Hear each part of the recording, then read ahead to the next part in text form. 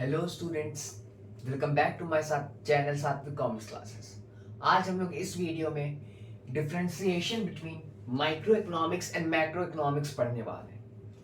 ये बेसिकली बच्चों आपके 11th क्लास में भी पढ़ाया जाता है और आपके क्लास 12th में भी पढ़ाया जाता है, तो ये दोनों क्लासों के लिए इम्पॉर्टेंट होता है।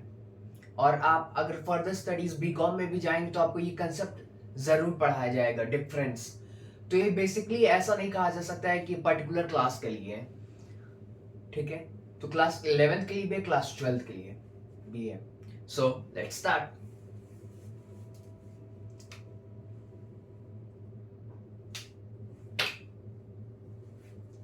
इसमें बच्चों हमारा फर्स्ट पॉइंट होता है, ध्यान से देखिएगा। मैंने बोर्ड को दो पार्ट्स में डिवाइड कर दिया है और अब मैं जैसे जैसे पॉइंट्स लिखूंगा आप भी अपने नोट्स कॉपी में नोट करते जाइएगा। चलिए स्टार्ट करते हैं। माइक्रो इकोनॉमिक्स में हमारा फर्स्ट पॉइंट होगा the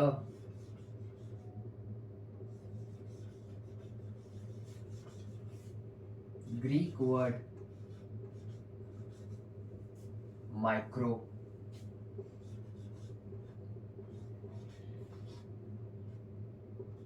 the Greek word micro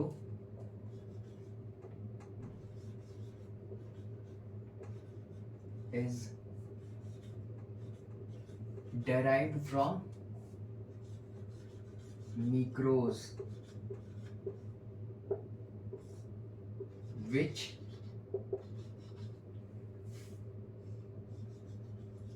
means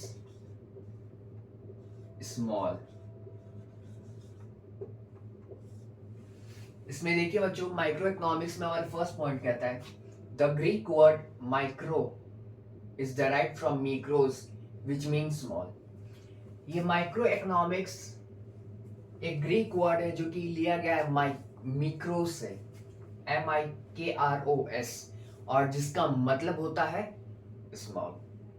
अब वैसे ही हम लोग मैक्रो इकोनॉमिक्स में देखते हैं, तो जहां माइक्रो लिखा है वहीं मैक्रो में लिखना है, और जहां मिक्रोज लिखा है वहां पे मैक्रोज लिखना है। आइए देखते हैं।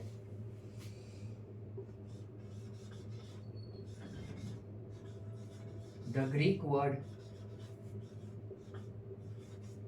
Macro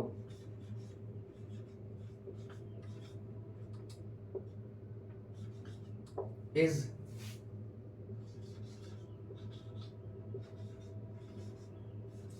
derived from macros,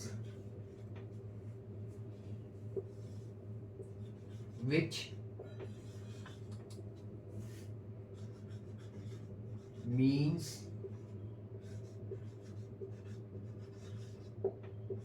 large। इसमें मैक्रो इकोनॉमिक्स में बच्चों हमारा फर्स्ट पॉइंट कहता है द ग्रीक वर्ड मैक्रो, यहां से ये वर्ड लिया गया है, is derived from macros which means large. यानी कि ये जो ग्रीक वर्ड मैक्रो है ये मैक्रोज से लिया गया है और जिसका मतलब होता है लार्ज। यानी कि बच्चों अगर देखा जाए फर्स्ट पॉइंट ऑफ व्यू से, तो हम लोग जो हमारा फर्स्ट पॉइंट है अगर उसको देखते हुए कहा जाए तो माइक्रो इकोनॉमिक्स को हम लोग कह सकते हैं स्मॉल इकोनॉमिक्स, ठीक है। और मैक्रो इकोनॉमिक्स को कह सकते हैं हम लोग लार्ज इकोनॉमिक्स। मैक्रो का मतलब बच्चों लार्ज और माइक्रो का बच्चों मतलब स्मॉल। अब सेकेंड पॉइंट हमारा क्या कहता है,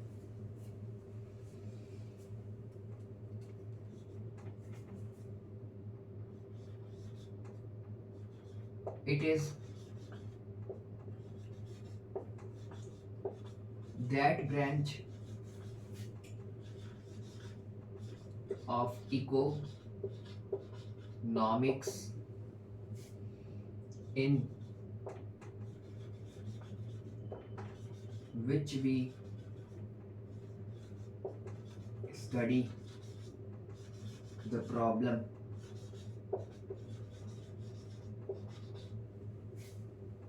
related to individual unit।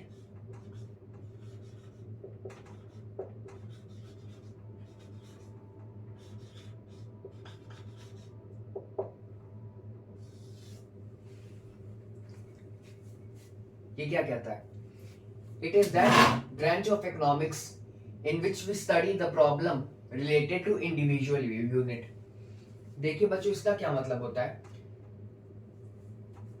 देखिए बच्चों, इकोनॉमिक्स हमारा दो पार्ट में डिवाइड होता है, जैसा कि आपको मालूम, एक माइक्रो इकोनॉमिक्स और एक मैक्रो इकोनॉमिक्स। तो अभी हम यहाँ पे बात कर रहे हैं माइक्रो इकोनॉमिक्स की। तो माइक्रो इकोनॉमिक्स एक ऐसा ब्रांच है इकोनॉमिक्स का जिसमें हम लोग क्या बात करते हैं? इंडिविजुअल यूनिट की बात करते हैं कि इंडिविजुअल यूनिट से रिलेटेड क्या प्रॉब्लम है। जैसे थ्योरी ऑफ कंज्यूमर पढ़ते हैं, थ्योरी ऑफ प्रोड्यूसर पढ़ते हैं, थ्योरी ऑफ डिमांड पढ़ते हैं, थ्योरी ऑफ सप्लाई पढ़ते हैं। तो ये सब यहाँ पे हम लोग इंडिविजुअल यूनिट की पढ़ाई करते हैं कि नहीं? ठीक। अब मैक्रो इकोनॉमिक्स में जस्ट इसका बच्चों उल्टा हो जाएगा।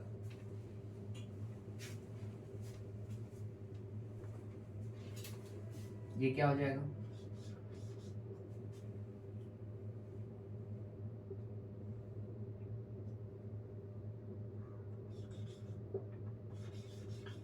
It is that branch of economics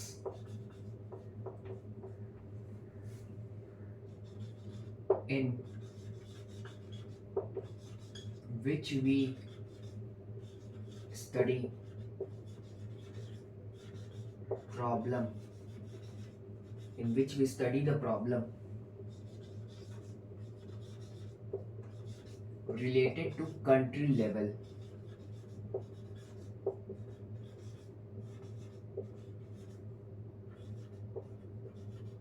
as a whole।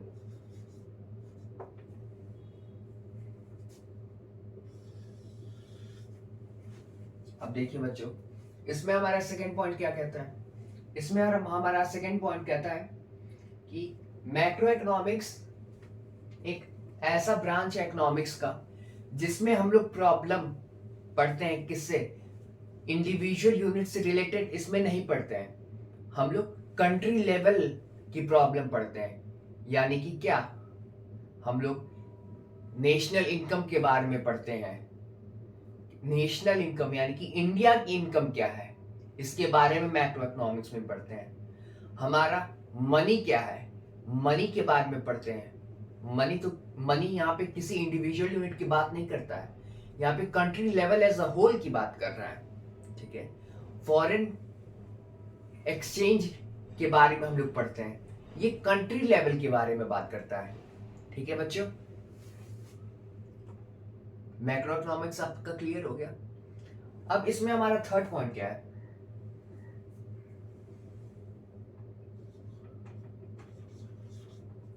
It shows small picture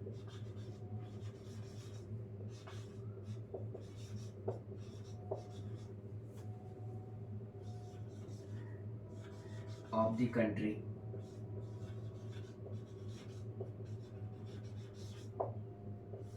ये स्मॉल पिक्चर दिखाता है तो ये बच्चों लार्ज पिक्चर दिखाएगा।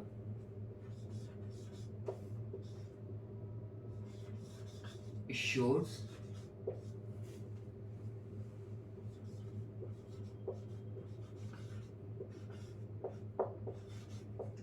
large picture of the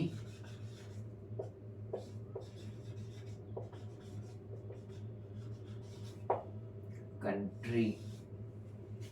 अब देखिए बच्चों, लिखता है कि micro economics show small picture of economy या फिर कंट्री। अच्छा, स्मॉल पिक्चर क्यों यहां पे कहा गया? क्यों स्मॉल पिक्चर? क्यों माइक्रो इकोनॉमिक्स क्यों नहीं लार्ज पिक्चर दिखाता है, क्यों स्मॉल पिक्चर दिखाता है? क्योंकि यहाँ पे हम लोग सिर्फ किसके रिलेटेड से प्रॉब्लम पढ़ते हैं? Individual units. सिर्फ इंडिविजुअल यूनिट रिलेटेड प्रॉब्लम यहाँ पे बच्चों हम लोग पढ़ते हैं। कंज्यूमर के प्रॉब्लम क्या है, प्रोड्यूसर के प्रॉब्लम क्या है, सिर्फ इंडिविजुअल यूनिट। तो इसलिए स्मॉल पिक्चर दिखाएगा on the basis of individuals. अच्छा, अब मैक्रो इकोनॉमिक्स हमारा लार्ज पिक्चर दिखाता है, large picture of the country.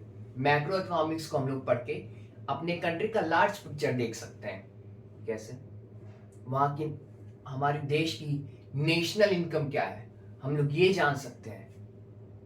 Banking और मनी कैसे रेगुलेट होता है, ये जान सकते हैं। फॉरेन एक्सचेंज क्या होता है, फॉरेन डिमांड, फॉरेन सप्लाई क्या होता है, ये सब क्या देता है, आपकी कंट्री का एक बिगर पिक्चर देता है।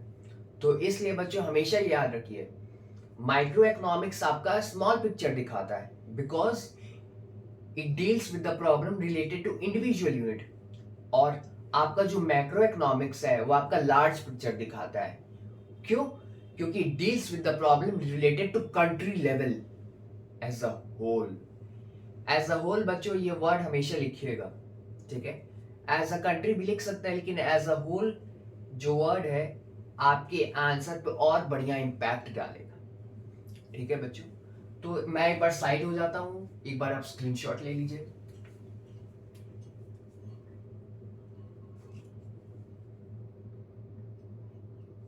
चलिए,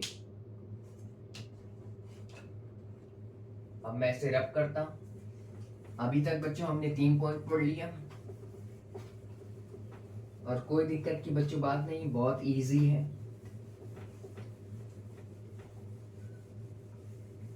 ठीक है बच्चों,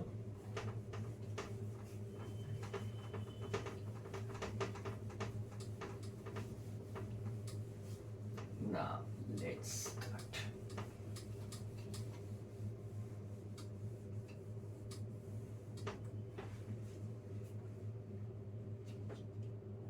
यहाँ पे बच्चों मैं जो आपको पॉइंट्स दे रहा हूँ वो बहुत इंपॉर्टेंट पॉइंट्स हैं, और आपको ऐसे पॉइंट्स कहीं नहीं मिलेंगे। तो इसलिए सबसे बेस्ट तरीका है कि बच्चों आप मेरी वीडियो देखते देखते आप अपने नोट्स कॉपी में आंसर लिखते रहिए। इससे क्या होगा, आपकी प्रिपरेशन भी होती रहेगी, और आपको अलग से कोई कॉपी भी नहीं बनानी पड़ेगी। ठीक है बच्चों?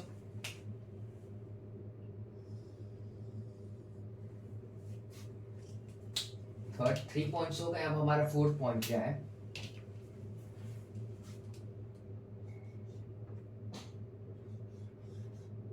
It is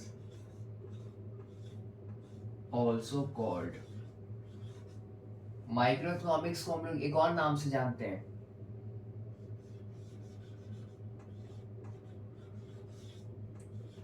theory of price.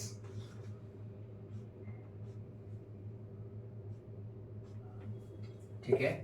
और macro economics,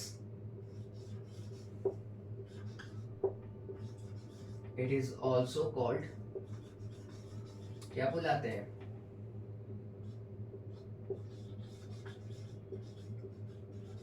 theory of income and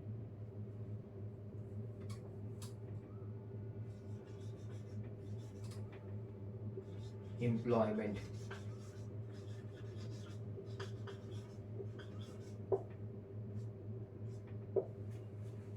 देखिए बच्चों, माइक्रो इकोनॉमिक्स को हम लोग थ्योरी ऑफ प्राइस भी कहते हैं। क्या कहते हैं बच्चों? थ्योरी ऑफ प्राइस, ये माइक्रो इकोनॉमिक्स का अदर नेम है। और ये बच्चों बहुत इंपॉर्टेंट है, ये आपकी एग्जामिनेशंस में भी पूछा जाएगा, और आप कहीं कॉम्पिटिटिव एग्जाम्स देने जाएंगे तो वहां पे भी हमेशा पूछा जाता है कि what is the other name of micro economics. 4 option दे देगा, आपको एक टिक टिक करना रहेगा। थ्योरी ऑफ प्राइस दे देगा, डिमांड दे देगा, सप्लाई दे देगा। तो क्या होगा, माइक्रो इकोनॉमिक्स को हम लोग अदर नेम से क्या बुलाते हैं? Theory of price. ठीक है? और मैक्रो इकोनॉमिक्स को हम लोग क्या बुलाते हैं? Theory of income and employment. क्या बच्चों? Theory of income and employment. ठीक है? अब ये वाला जो मैं पॉइंट लिखने जा रहा हूं वो बहुत इंपॉर्टेंट है।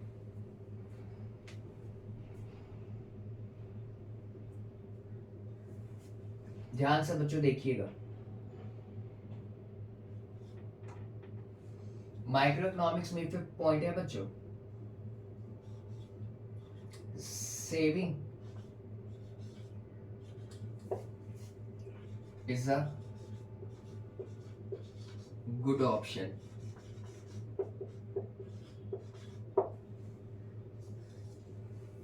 और सिक्स्थ वाला हमारे सॉरी इसी में वाला पॉइंट क्या कहता है मैक्रो इकोनॉमिक्स का, saving is not a good option.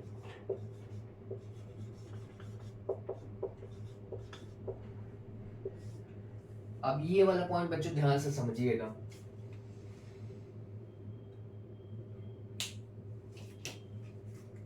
Micro economics में बोलता है saving is a good option और मैक्रो इकोनॉमिक्स में बोलता है saving is not a good option. अब ऐसा क्यों?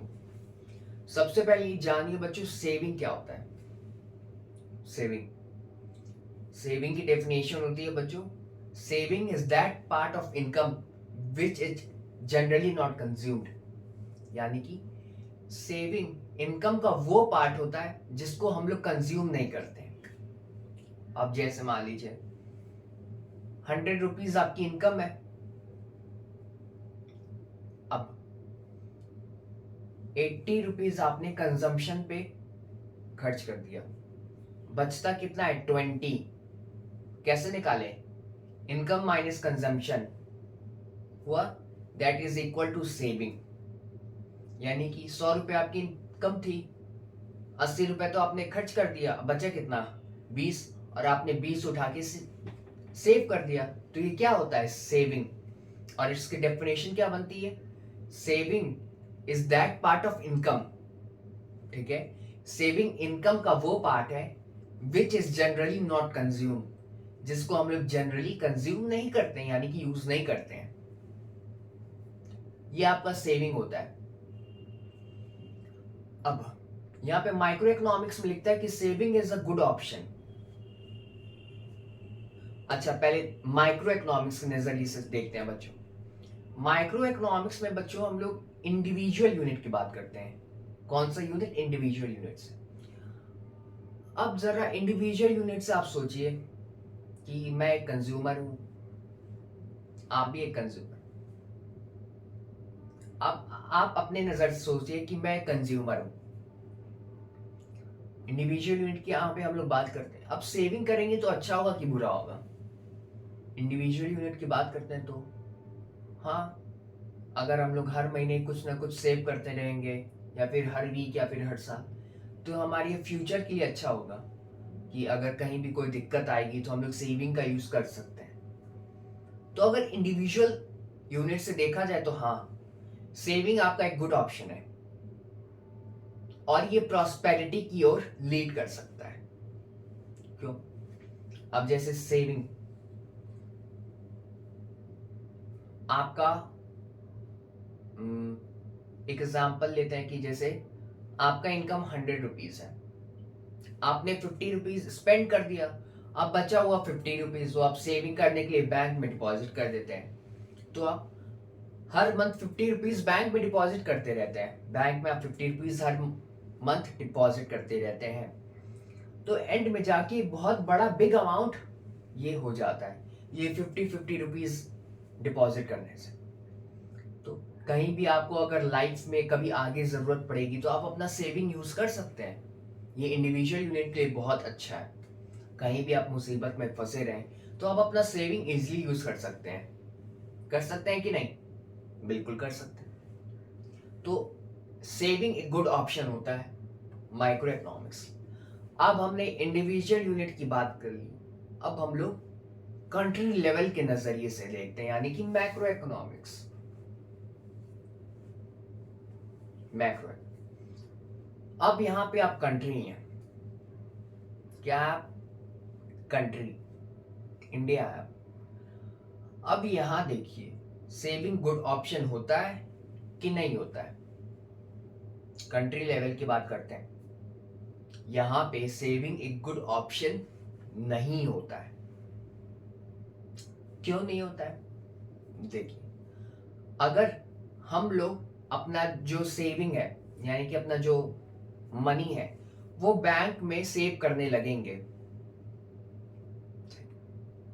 I am talking about each and every individual living in this country, यहाँ पे इंडिया में जितने भी लोग हैं, हर एक इंसान अपना मनी अगर बैंक में डिपॉजिट करने लगेगा तो क्या होगा, इससे फॉल इन डिमांड आ जाएगी, डिमांड घट जाएगा। अब देखिए, जब सब लोग अपना मनी डिपॉजिट करने लगेंगे तो किसी के पास तो पैसा रहेगा नहीं, तो क्या डिमांड करेंगे, डिमांड नहीं कर पाएंगे। अच्छा, डिमांड नहीं करेंगे तो इन्वेस्टर लोग सोचेंगे नहीं कि अच्छा चलिए ये कार की इंडस्ट्री है और डिमांड घट गया है, लोग डिमांड ही नहीं कर रहे हैं, तो हम क्यों इन्वेस्ट करें इस कार की इंडस्ट्री में, इन्वेस्टमेंट घट जाएगा।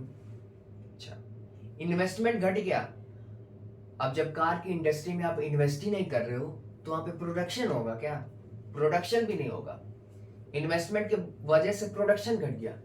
अच्छा, अब कार की इंडस्ट्री है, वहां पे प्रोडक्शन नहीं हो रहा है तो इनकम भी नहीं होगा। जब इनकम नहीं होगा तो आपका जो जीडीपी का ग्रोथ वो नीचे आ जाएगा, और जिसके वजह से आपका इकोनॉमिक ग्रोथ नीचे आता चला जाएगा। तो बच्चों क्या समझे, मैं आपको अभी लिख के बता देता हूं। माइक्रो इकोनॉमिक्स में अगर आप सेविंग करने जाते हैं so it will lead to poverty. मैं यहां लिख देता हूं, लिखा हुआ है, saving is not a good option as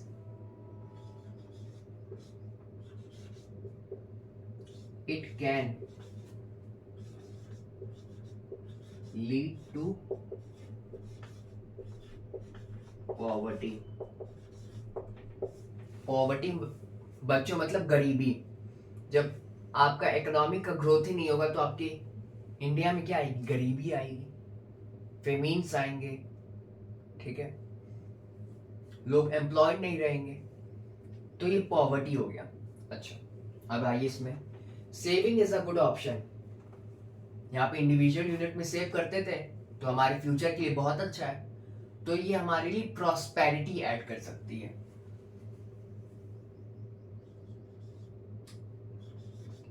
as it can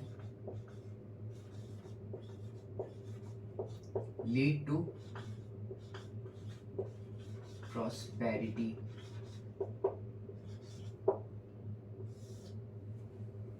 ठीक है बच्चों, तो ये हमारा 5th पॉइंट था, saving is a good option and saving is not a good option. आपको मैंने ओरली समझा दिया है कि क्यों सेविंग अच्छा ऑप्शन होता है माइक्रो इकोनॉमिक्स के लिए, और क्यों सेविंग एक अच्छा ऑप्शन नहीं होता है माइक्रो इकोनॉमिक्स के लिए। ये बच्चों हमारा लास्ट पॉइंट है। तो मैंने आपको जो भी अभी एक्सप्लेन किया वही मैं ब्लैक बोर्ड पर लिखने जा, तो देखिएगा, उसके बाद हमारा ये topic over.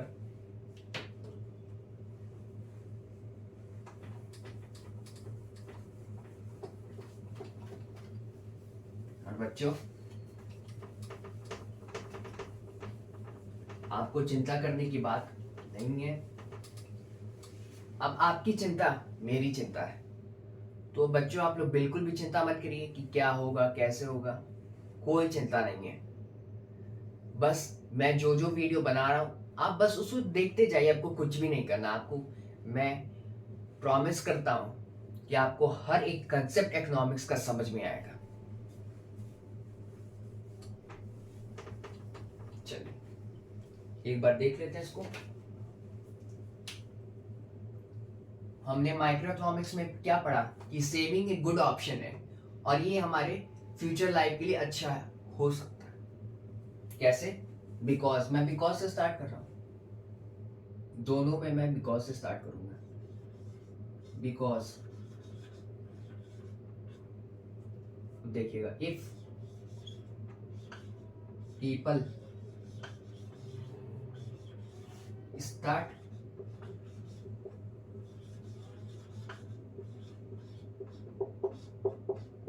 depositing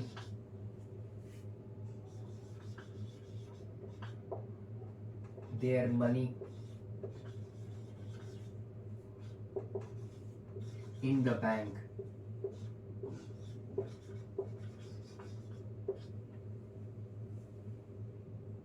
if people start depositing their money in the bank, it will lead to prosperity. क्या आएगा बच्चों? एक सेविंग अच्छा ऑप्शन क्यों?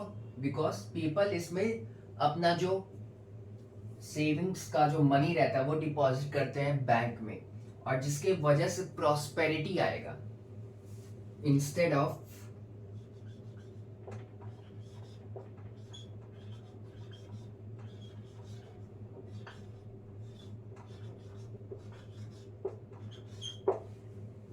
Poverty.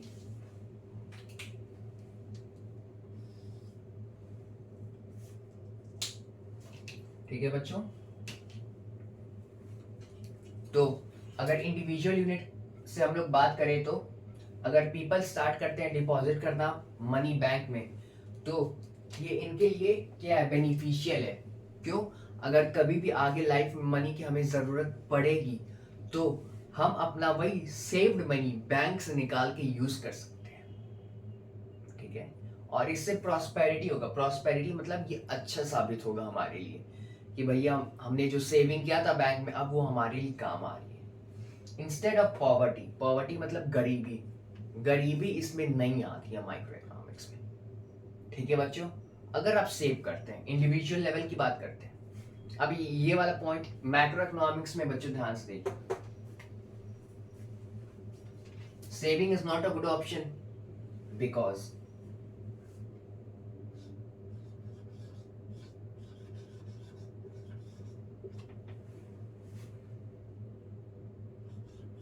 if people start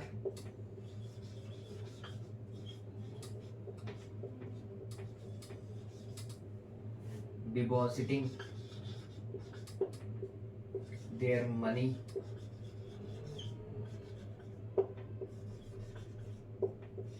in the bank,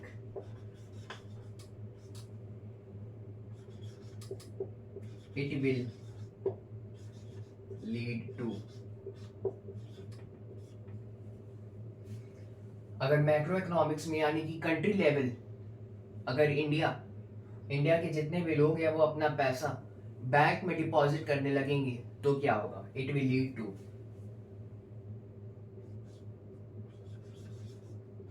fall in demand.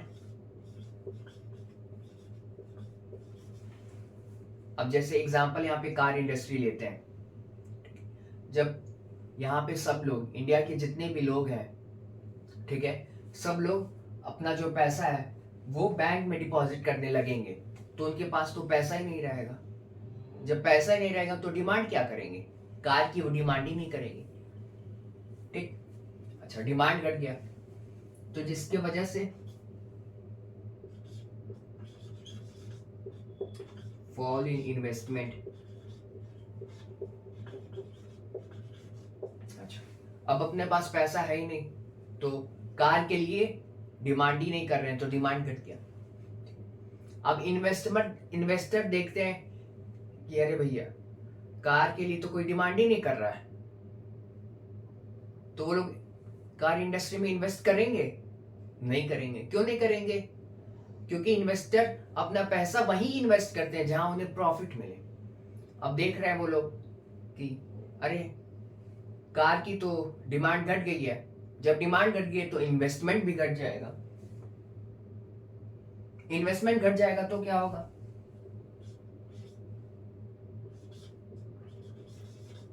Fall in production. अच्छा, जब car industry के पास पैसा नहीं है, कोई इन्वेस्ट ही नहीं कर रहा उसमें, तो वहां कार्स कैसे प्रोड्यूस होगी? कार्स भी नहीं प्रोड्यूस होगी, उनका भी प्रोडक्शन कम हो जाएगा। Fall in production. अब प्रोडक्शन कम हो रहा है तो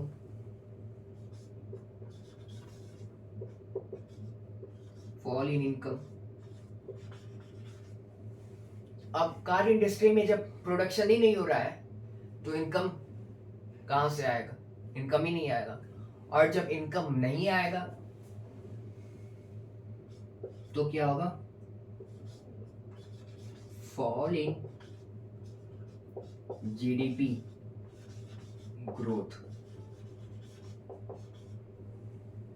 आपकी जीडीपी ग्रो नहीं करेगी और जिसकी वजह से आपका इकोनॉमिक ग्रोथ भी डिक्लाइन होने लगेगा.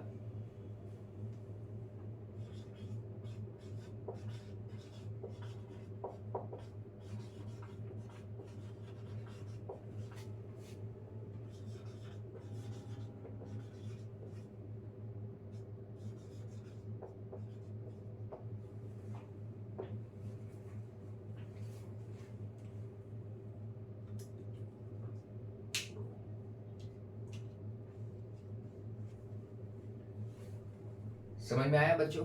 और जिसके वजह से यहाँ यानी कि यहाँ पे हम लोग कहते हैं मैक्रो इकोनॉमिक्स में अगर आप सेव करते हैं तो उसके वजह से पॉवर्टी आएगी, गरीबी आएगी आपकी कंट्री में. यहाँ पे बच्चों स्पेस नहीं इसलिए मैं नहीं लिख रहा हूँ, लेकिन आप लिख लीजिएगा जरूर कि मैक्रो इकोनॉमिक्स में अगर आप सेव करते हैं तो पॉवर्टी आएगी, गरीबी आएगी इंस्टेड ऑफ प्रॉस्पेरिटी. और माइक्रो इकोनॉमिक्स की बात करते हैं इंडिविजुअल लेवल पे, अगर आप सेविंग करते हैं तो प्रॉस्पेरिटी जरूर आएगी. प्रॉस्पेरिटी मींस अच्छा, ठीक है, instead of poverty. Poverty means गरीबी. ठीक है फ्रेंड्स, तो एक बस स्क्रीनशॉट ले लीजिए.